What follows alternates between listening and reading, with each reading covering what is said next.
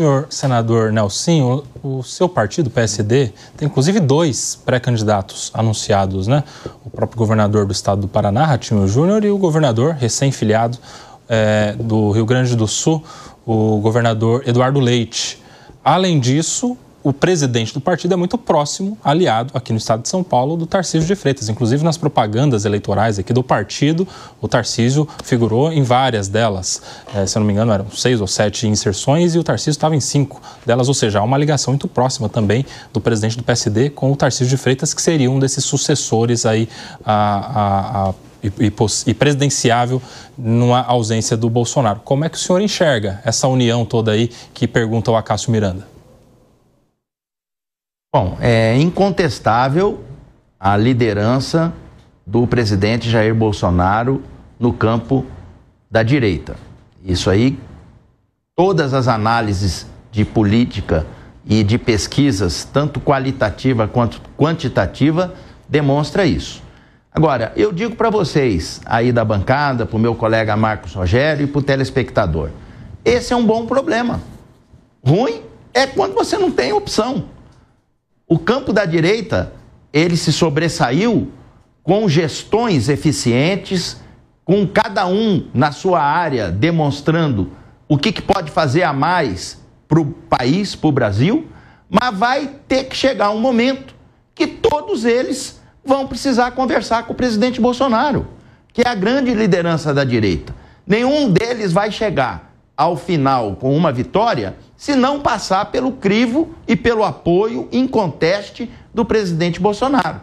Vocês esqueceram de mencionar o governador de Goiás, o Caiado, esqueceram de mencionar a própria Michele Bolsonaro, ou seja, são vários atores que nós temos nesse campo que com certeza haverá de ter maturidade suficiente para a gente poder fazer o contraponto que a sociedade brasileira espera da gente, que atua nesse campo.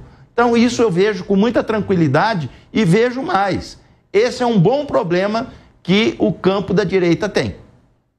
Agora sim, reta final do nosso programa, então vou fazer aqui uma proposta para a gente fazer perguntas objetivas e que as respostas também sejam objetivas, não mais resposta em dupla, né? Perguntando para um e para outro. Eu já começo essa rodada final perguntando para o senhor, senador Nelsinho. O senhor é do PSD, senador, pessoa importante dentro do partido. Se for consultado dentro dessas 3 possibilidades aí, quem que o senhor indica para ser o candidato? Ratinho Júnior, Eduardo Leite ou Tarcísio de Freitas? Eu indico que haja uma união deles para que a gente possa fazer um enfrentamento. Porque a partir do momento, aproveitando um gancho na pergunta anterior, que se fragmenta, é a chance que tem o campo da esquerda de sobressair. Mas a partir do momento que você senta, que você organiza, que você une, que você pactua, pode ter certeza, é candidato extremamente competitivo e com reais chances de vitória. Bom, os senadores são os políticos mais experientes, né? Não ia ser nessa pergunta que o senador Nelson ia cair, já ia dar uma resposta direta. Vai lá, Mano Ferreira, para quem a pergunta? Para o senador Marcos Rogério, a gente falou muito sobre como o Congresso é firme em não querer aumento de impostos. Eu, como liberal, que tenho urticária quando se fala em imposto, fico feliz com isso. Mas eu também sei que o aumento de imposto vem para compensar um aumento de gastos. E a gente viu recentemente, por exemplo, uma medida do Congresso Nacional para aumentar o número de deputados e, com isso, aumentar gastos. Esse tipo de mensagem de aumento de gastos aprovados num contexto de responsabilidade fiscal não passa uma mensagem que aumenta a falta de confiança do cidadão para o Congresso Nacional? Eu concordo com você e aqui eu faço uma análise sobre 2 aspectos. Primeiro, eu votei contra o aumento do número de vagas de deputados na Câmara dos Deputados. Eu também. O senador Nelsinho Trade também votou contra essa matéria. Então, nós somos votos vencidos ali. O argumento de que não há aumento de gastos, porque o orçamento do Congresso ele é estabelecido de forma percentual, e as emendas, da mesma forma, também é percentual, para mim é um argumento equivocado, né? Porque não é a mensagem que você passa para a sociedade brasileira é outra totalmente diferente dessa, né? E, ao mesmo tempo, essa medida, para mim, na minha visão, ela cria mais distorção. Porque se a cada momento da evolução, né, da composição dos estados, o número de habitantes por estado vai modificando, você tiver que aumentar o número de deputados, isso é uma coisa sem fim. Né? Então, o modelo estabelecido pela Constituição e pela legislação complementar da época foi 513 deputados federais, mínimo de 8, máximo de 70. O estado, um estado teve mais população, outro estado diminuiu. Como é que eu faço para equacionar isso? A lógica da proporcionalidade. Esse é o critério. Aumentar como resposta a um problema que foi verificado nos últimos censos, para mim, é uma saída, uma solução que não representa solução e foi muito criticada pela opinião pública brasileira e, para mim, com muito acerto. Eu acho que é um contrassenso àquilo que o parlamento prega em relação à pauta dos impostos. Para quem a pergunta agora é do Fábio Zambelli. Senador Nelsinho Trade, falamos muito aqui sobre a relação do Congresso com o Executivo. Eu queria explorar um pouco a sua visão sobre a relação do Senado, sobretudo, com o Supremo Tribunal Federal. Nós acompanhamos nos últimos meses uma campanha aí no campo da direita para organizar candidaturas para 2026 de senadores que se comprometam, de candidatos ao Senado, que se comprometam com acolhimento de pedidos de impeachment de ministro do Supremo Tribunal Federal.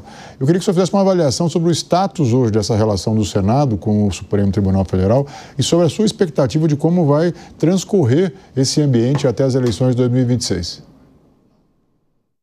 Olha, essa previsão de como que vai ser o comportamento do Congresso a partir de uma situação colocada como você colocou, é algo assim muito complexo para ser feito de agora.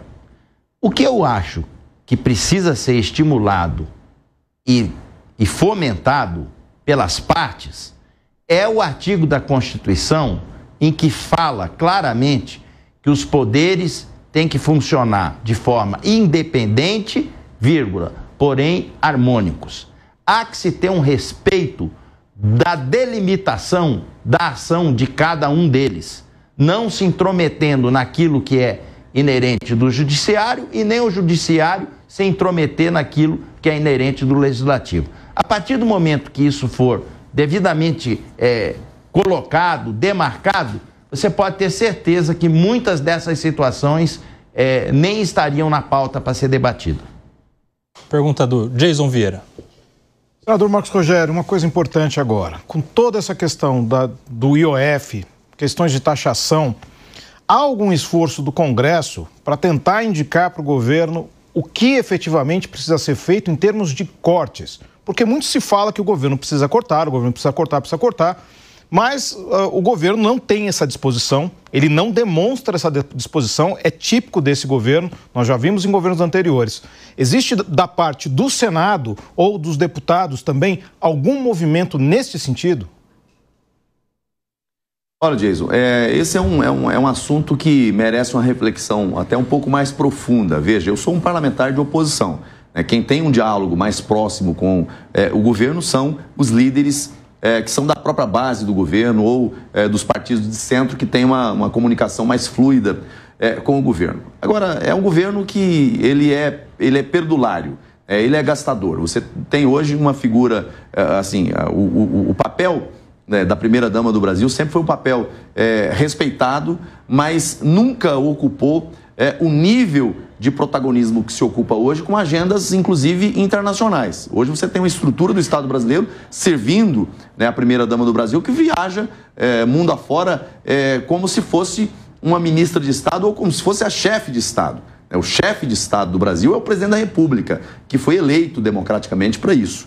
Então há um desvio de finalidade nessas funções. Além da política de gasto do governo, o presidente Lula ele se vangloria de dizer que o papel do governo é gastar. O papel do governo não é controlar despesa, não é controlar gastos. Ele prega isso, dizendo que parte da solução que o Brasil precisa é gastando que se buscará essa solução. Para mim, isso é um equívoco. Agora, eu acho que o parlamento brasileiro ele precisa começar a encampar a defesa de verdade da reforma do Estado. A gente fala às vezes de reforma administrativa e aí você aponta apenas para o poder executivo. Não, Reforma do Estado pressupõe a reforma, né, do poder do Executivo, a reforma administrativa do Poder Executivo, a reforma, né, do Parlamento, do Judiciário, porque não tem como você dissociar o tamanho do gasto público desconsiderando a agenda de gastos do Parlamento, desconsiderando a agenda de gastos do Judiciário e do Executivo, que aí, para mim, na minha visão, é muito errática. Mas a reforma do Estado pressupõe essa revisão um pouco mais ampliada. Se for pergunta e resposta em 1 minuto, a gente consegue fechar a rodada. Cássio Miranda e senador Nelsinho Trade. Senador, falando sobre o Mato Grosso do Sul, olhando especificamente para a disputa pelo Senado, nós temos 4 grandes candidatos: o senhor, a ministra Simone Tebet, o ex-governador Reinaldo Azambuja e a ex-ministra Tereza Cristina. Quais são suas expectativas? Há a possibilidade de vocês, ou você e alguns desses, chegarem a um acordo, ou será de fato essa disputa bem apertada, com 4 grandes candidatos? Olha, não existe nenhuma eleição fácil. Toda eleição, ela tem que ser disputada, o eleitor tem que ter opções. Só tem uma correção a fazer aí nesse seu encaminhamento. A senadora Tereza Cristina não disputa dessa vez, ainda bem. E eu estou buscando o apoio dela. Então, eu acho que isso já vai ser um handicap extremamente positivo. Eu tenho a consciência das entregas que eu fiz para o Mato Grosso do Sul. O meu mandato foi muito propositivo e eu tenho a certeza, assim como foi nas outras 8 eleições que eu disputei, e o povo vai saber reconhecer isso. Agora, disputa fácil não existe, amigo. Com certeza vai aparecer fatos novos, vão aparecer outras lideranças, e isso engrandece, porque a gente não tem que ter medo daquele que você vai competir, porque você confia naquilo que você produziu e que você fez.